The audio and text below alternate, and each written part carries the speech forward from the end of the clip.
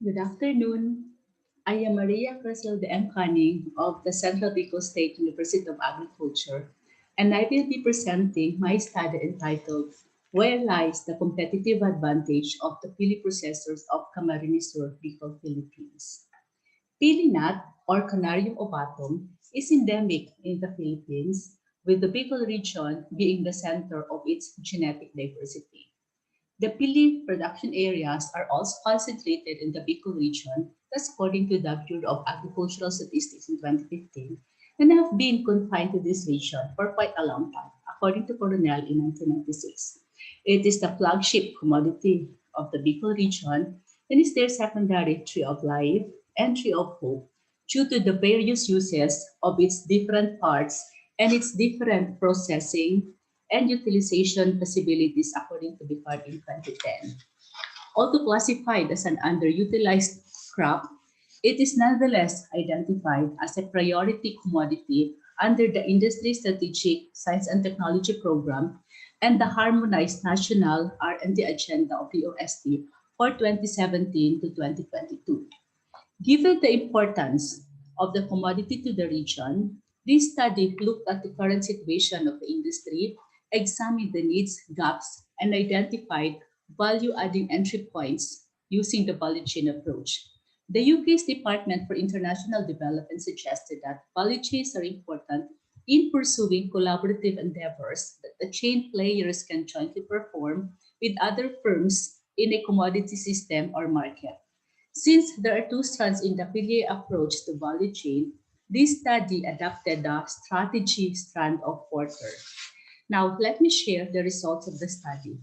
For the production activities, according to some respondents, several of their planting materials are scions of the trees that were planted by their parents.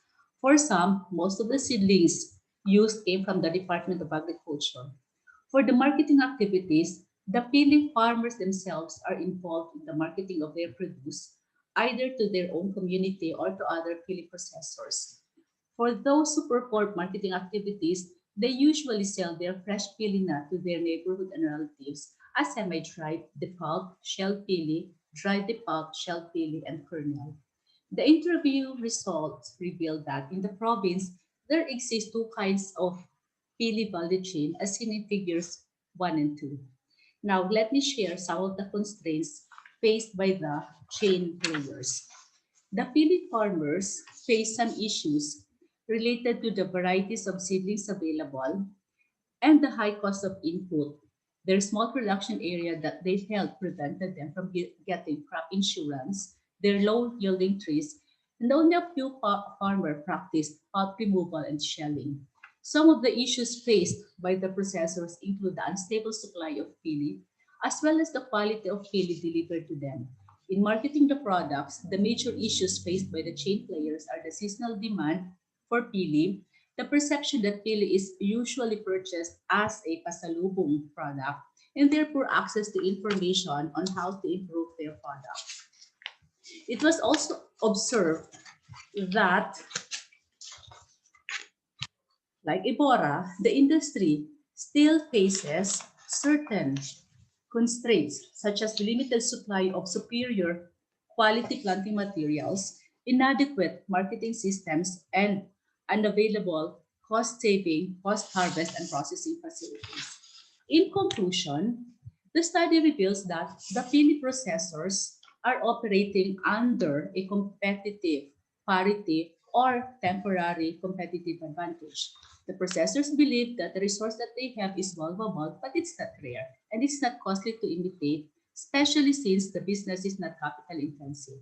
To address the issues faced by the processor retailer, it is suggested that the processors has to establish agreements with bill suppliers and that they ought to seek active partners, establish a network of suppliers. Together with the Department of Science and Technology, there should be concerted efforts to develop pili quality standards for processed pili to ensure high non-imitability and non-substitutability of the products. For the traders, they need to register themselves with PTI so that they can avail of the marketing assistance provided by the agency. Assistance can be on new product ideas, packaging, and trade fair participation. Thank you.